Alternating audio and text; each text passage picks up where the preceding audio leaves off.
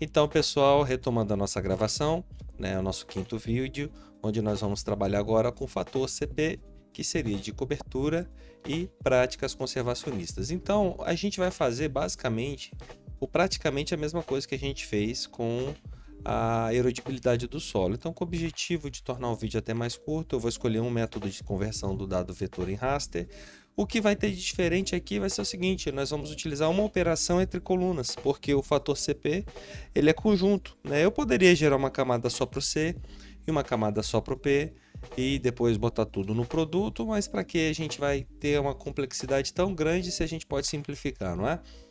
Então, o vídeo anterior, quando a gente fez a erodibilidade, essa camada ela ficou como temporária, a gente não salvou. Então vamos salvar ela aqui, tá? Estou exportando. Então ela vai lá para a nossa pasta do nosso projeto e aqui vai entrar como fator K, tá? Como GeoTIFF, então beleza. Então já foi feito. Agora sim está salvo. Vou copiar o estilo dessa camada, então estilos, copiar estilo. Só colar o estilo aqui, muito mais fácil, né? Pronto. E aqui a camada temporária eu já posso removê-la. Perfeito. Então nós estamos aqui seguindo para o CP. E aí lembra que eu falei com vocês sobre os dados vetoriais e tal do fator K, né? No fator K mesmo a gente tinha, antes de dissolver, né? Tínhamos eu acho que umas 40 e poucas linhas, né? Que eram a cada feição aqui do mapa. E eu falei, olha, vai ter dado que vocês vão ter muitas feições, é impossível você inserir manualmente. Olha aqui o mapa de uso e ocupação do solo da bacia, ele é até difícil de carregar, isso porque a área não é tão grande. Né? Se a gente abrir a tabela de atributos, também vai demorar para carregar. Opa, eu carreguei a tabela errada. É a tabela aqui da bacia, do uso e ocupação. Mas, pois bem, estão carregando aqui. Eu nem preciso correr até o final, porque a estatística aqui, que aparece no topo da tabela, ela já me dá uma prévia aqui. Nós temos aqui 57.017 feições. Então, olha o tanto de feição que a gente tem, é muita coisa. É quase que inviável eu ficar inserindo valores. Então vamos trabalhar da seguinte forma: nós vamos dissolver inicialmente tudo aquilo que tem o mesmo valor. Onde estão as feições? Qual é a coluna de atributos que vai ser referência para dissolução, né? Então vai ser a coluna chamada classe, onde estão os tipos de uso e ocupação do solo, tá? Então a gente vai aqui direto, tá? Nem vamos mexer na tabela agora. Em vetor, geoprocessamento, dissolver. Cadê? Opa, dissolver. Use ocupação da bacia. Nós vamos selecionar a coluna classe apenas e já pode executar diretamente. Vai levar até mais tempo por conta do número de feições, né? É um processamento um pouco mais lento. E lembre-se, pessoal, de estar sempre buscando essas soluções para poder otimizar o trabalho. Muitas vezes tem gente que prefere trabalhar e gerar resultados antes, sendo que você poderia estar antes simplificando, né? A etapa de simplificação ela vai aumentar a eficiência do seu trabalho, do seu processamento, né? Os dados brutos eles estão aí para ser trabalhados e lapidados, né? Depois que a gente lapida, a gente dá sequência. Tá? Vou dar uma pausa no vídeo enquanto esse processo tá. Não, agora resolveu andar rápido, a gente vai dar sequência, tá? O fator CP ele vai ser um fator que vai estar muito relacionado com o tipo de cobertura, porque, por exemplo, nós temos pastagens. Tem pastagem preservada, que tem o manejo, que a grama vai estar alta, que vai estar cobrindo o solo. E vamos ter pastagens, por exemplo, de solo, solo exposto, a pastagem vai estar mal manejada, com uma super pastagem, muito pastejo, excesso de pastejo. Então vai ter muito solo exposto ali. Então você pode ver que para o mesmo tipo de cobertura, o fator de práticas conservacionistas não necessariamente é totalmente conservacionista, mas práticas que você vai ter ali um cuidado melhor com a cobertura, já vai ser um fator que nós vamos estar aferindo aqui para poder estar contribuindo com a preservação do solo e reduzir a sua erosão. Então, beleza, vou desmarcar aqui e vamos ver o dissolvido, quantas feições ficaram. Então, se a gente olhar aqui agora, de 57 mil foi para 21 linhas, né? 21 feições. Lembrando que essas feições elas são feições multiparte e foram para a parte simples. Então, se eu selecionar aqui, por exemplo, aqui a cobertura referente à classe cultivo agrícola de banana. Selecionou um monte. Não dá para ver porque tá poluído, né? Muita linha, muita feição. Esse aspecto escuro é porque é o fator de escala. Os contornos de cada polígono eles têm que ser representados. Então acaba gerando esse efeito. Então vou mandar aproximar para a feição selecionada e tem ali alguma coisa que até difícil, nem tá aparecendo direito, tá? Eu vou olhar mais uma vez, porque se não for, é uma outra dica que eu dou para você, se não for uma feição representativa, também não vale a pena a gente estar incluindo esse valor, porque olha, a gente está passando aqui, estou passando aqui com bastante cuidado, eu não consigo perceber seleção de nada. Aqui, ó.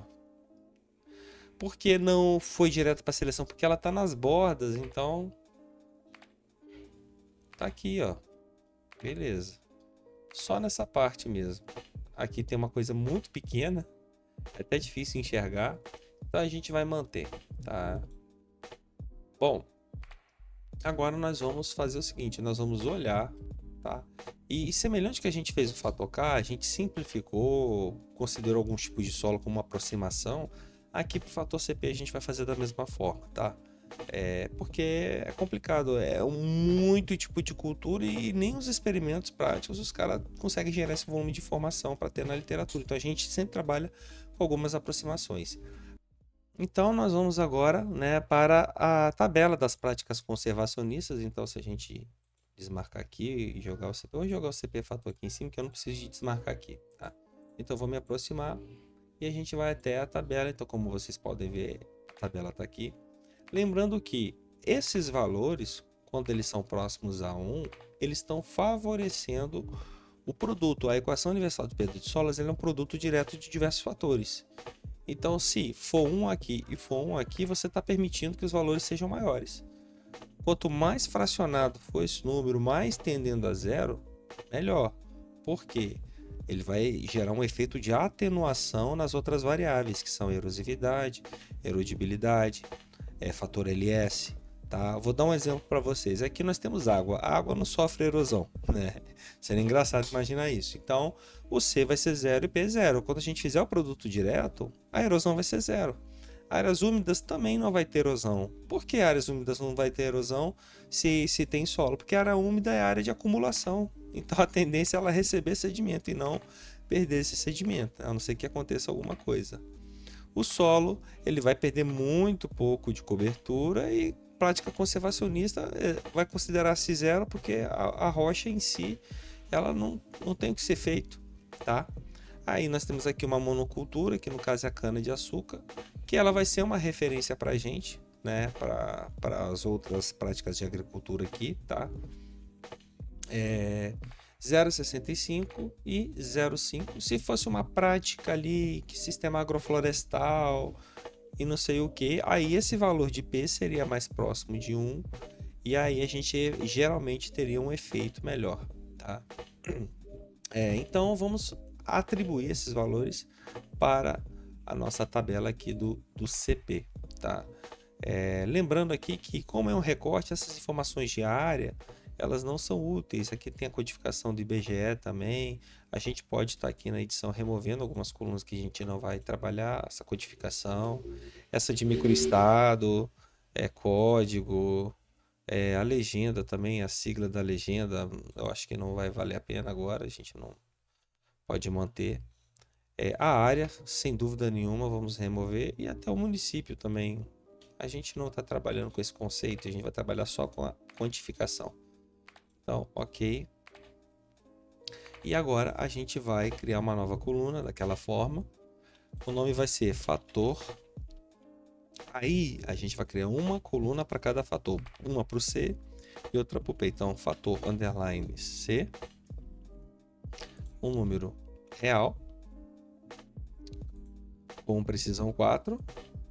E mais uma coluna que vai ser fator underline P, que vai ser também um número real com precisão 4. Beleza. Então aqui nós já vamos começar a nossa discussão baseada nos dados da tabela aqui, tá bom? Então vamos lá. Cana de açúcar. O que nós temos aqui que pode ser mais próximo da cana de açúcar aqui? A própria cana de açúcar, obviamente. Então a gente vai colocar aqui o 0,65 e 0,50. Essa questão da prática conservacionista, ela vai muito de acordo com o seu conhecimento da área, tá? Tem lavoura de cana-de-açúcar e lavoura de cana-de-açúcar. Como é feito esse manejo, se vai ter cobertura, forragem do solo, se não vai ter. Isso vai entrar como um fator que nós podemos alterar aqui, nas práticas conservacionistas, tá? O fator P vou manter 0,5. Banana. A banana, ela vai ter ali sua... normalmente elas são desenvolvidas em vertentes e tal. Ela também vai deixar as linhas. Talvez ela tenha uma cobertura similar em termos de percentual à cana-de-açúcar. Então vou manter aqui 0,65 e 0,5 também. Reflorestamento pinos, então aqui nós temos aqui, ó, uma floresta mesmo, ou então vegetação secundária estágio inicial. Eu acho que estaria mais para esse campo aqui, tá? É uma coisa que está ali em desenvolvimento ainda. O pinus é um tipo só, então a gente pode estar aproximando. Então vou usar esse valor aqui, 0,01 e 0,2. Macega. Macega a gente pode também considerar também como essa vegetação estágio inicial também. Algo próximo a isso. 0,01, 0,2. Área edificada 0, 0. Né? Afloramento rochoso está aqui, ó, 0,001 e 0. Cultivo agrícola. O que seria esse cultivo agrícola? Outros cultivos permanentes. Bom, entende-se cultivo permanente, talvez o café, entre outros, que vai ter uma cobertura também. Vamos manter o valor da cana-de-açúcar também, tá? 0,65, 0,5. Isso aqui não é uma definição rígida nem nada, tá? É uma sugestão. Na literatura existem vários trabalhos que estimam esses fatores C e P. Então é uma coisa que é interessante. Se vocês pretendem trabalhar com isso, busquem na literatura. Esse aqui é título didático, é um exemplo. Alguns pontos são aproximações, né? Não está totalmente fora, mas também não é uma coisa tão exata. Então a gente está trabalhando aqui com fins educacionais, tá? Mata nativa, então a gente vai pegar o da floresta, 0,001 e 0,1. Prédio é a área úmida, 0, 0. Pastagem aqui, 0,1 e 1. Mata nativa em estágio inicial de revegetação, regeneração, vou manter esse valor aqui também, 0,1, 0,2, 0,01. Aham. Cultivo agrícola coco da Bahia. Tá, eu vou botar similar também a cana-de-açúcar, enfim.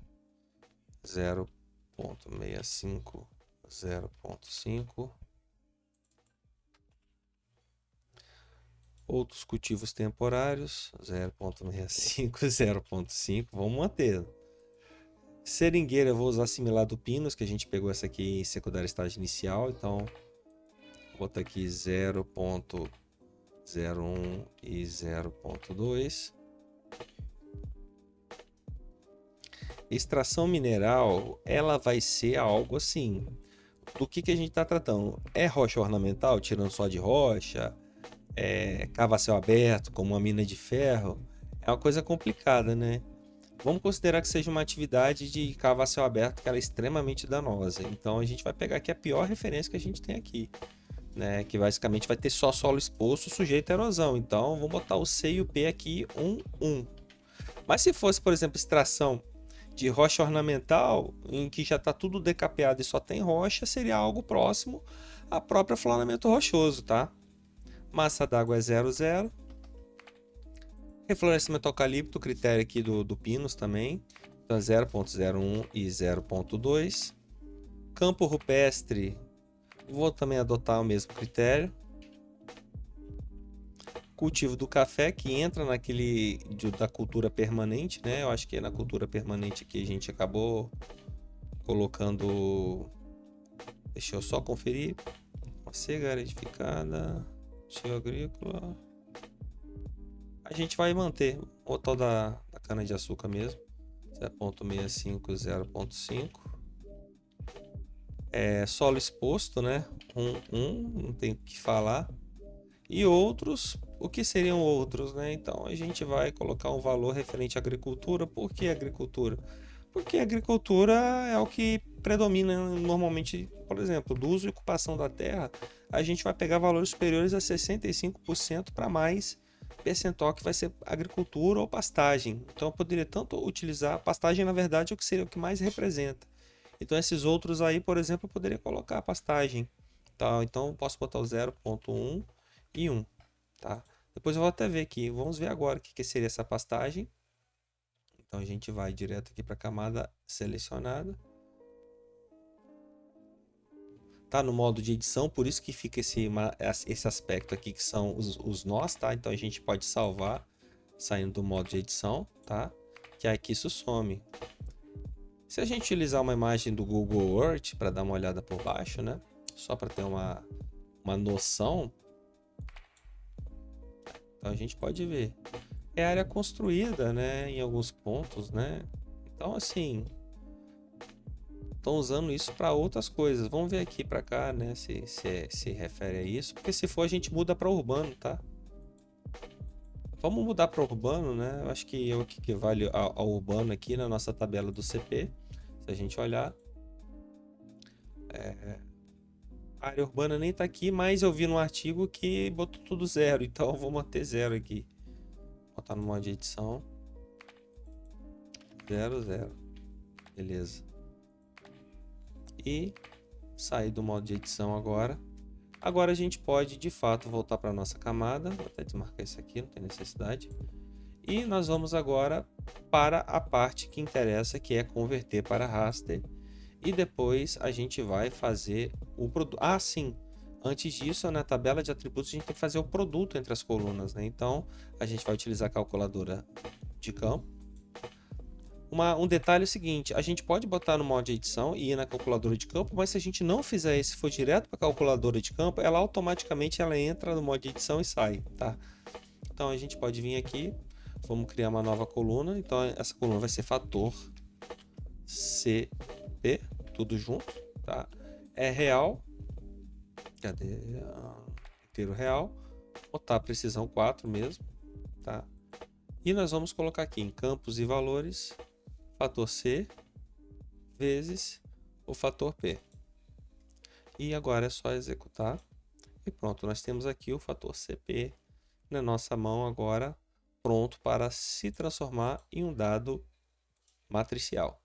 Então eu vou utilizar o método que a maioria das pessoas não tiveram problema, que é a ferramenta do GEDAL, tá? Então vamos escolher aqui essa camada dissolvida. Qual vai ser a coluna? Vai ser o fator CP.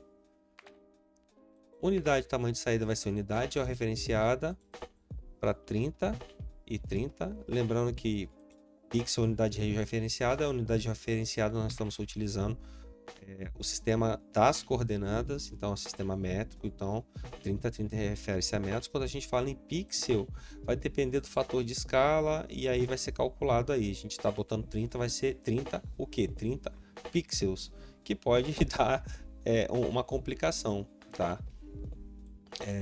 A extensão a gente vai colocar do limite da bacia e sem dados vou botar aquele menos 9999. Feito isso, a gente vai executar e verificar o que vai sair aqui, tá? Pronto, já foi feita a conversão, vou desmarcar. Ficou interessante, eu vou botar uma escala de cores só para ver como é que está a distribuição, tá? Vou mandar classificar. Pronto. E ele está com esse aspecto. É interessante até, né? O fator CP. Comparando ele com o fator de solos, né? Cadê o de solos de erodibilidade? Fator CAC. É muito diferente, né? É muito diferente. Bom, então tá rasterizado. Essa coluna dissolvida eu posso salvar ela de uma vez, porque deu certo. Então vou exportar, guardar como. E se der algum problema eu posso executar de novo. Então, fator K aqui, né? Vou aproveitar o tamanho, na verdade ficou horrível. Fator underline CP, esse dissolvido, né? Então salvei esse shape, posso remover essa aqui. E vou salvar o raster também com o mesmo nome. Então vai ser o raster fator underline CP também. E salvando. Perfeito.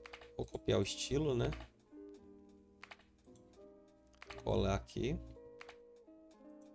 Perfeito. Posso remover a camada desnecessária. Sempre lembrando, toda etapa que vocês forem executando, vai mandando salvar. Porque se der problema, vocês não vão perder tanta coisa, entendeu?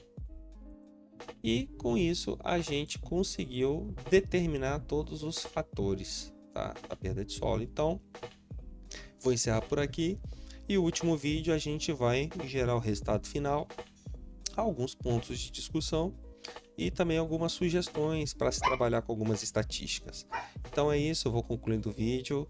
Valeu, pessoal, até mais.